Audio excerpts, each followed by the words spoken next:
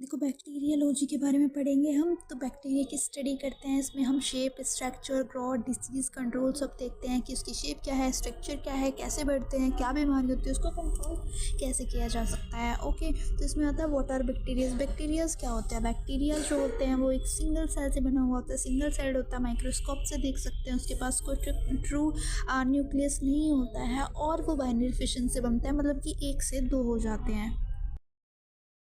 क्योंकि देखो, जो बैक्टीरियाज होते हैं ना वो हार्मलेस भी होते हैं, हार्मफुल भी होते हैं और हेल्पफुल भी होते हैं। मतलब क्या है कि वो बुरे भी होते हैं, अच्छे भी होते हैं। ठीक है, अब साइज़ की बात करते हैं कि बैक्टीरिया का साइज़ कैसा होता है। बहुत ज़्यादा छोटे होते हैं, 1 mm में हज़ारों बैक्टीरिया आ सकते हैं, ये देख लो, है ना। क्योंकि एवरेज साइज़ इसका 0.5 से 5 माइक्रोमीटर होता है और ये हम माइक्रोस्कोप से ही देख सकते हैं, सिंपल, हम ऐसे आँखों से नहीं देख सकते। दूसरा आता है शेप क्या होता है बैक्टीरियाज़ का।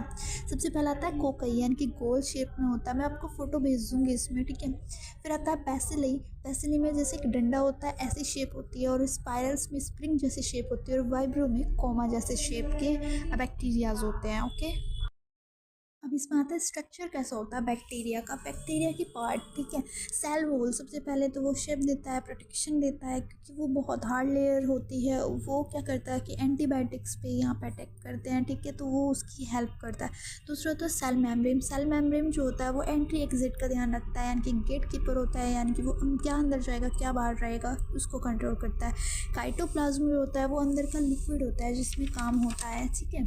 और जैसे न्यूट्रिशंस वगैरह। न्यूक्लियस में जो बैक्टीरिया के पास जो होते हैं वो ट्रू न्यूक्लियस नहीं होते, उनका डीएनए फ्री घूमता है। अब आता है राइबोसोम्स। जो राइबोसोम्स होता है ना उसे प्रोटीन फैक्ट्री भी बोला जाता है, क्योंकि वो प्रोटीन बनाने में हेल्प करता है। फिर आता है कैप्सूल। कैप्सूल जो है सब में नहीं होता, सारे बैक्टीरियाज में नहीं होता, क्योंकि बैक्टीरिया को इम्यून सिस्टम से बचाता है कैप्सूल। और जो बैक्टीरिया कैप्सूल से के साथ होते हैं, मतलब जिसमें कैप्सूल्स होते हैं, वो बहुत ज़्यादा डेंजरस हो सकते हैं, ठीक है, वो बहुत ज़्यादा डेंजरस होते हैं। और फ्लैजुला जो होता है, एक उसकी एक टेल होती है, वो मूवमेंट करने में हेल्प करता है एक जगह से दूसरी जगह जाने में। और स्पोर्ट्स होता है, वो सर्वाइवल स्ट्रक्चर होता है, क्योंकि वो सर्वाइवल किट माना जाता है, वो सर्वाइव करने में हेल्प करता है। जैसे कि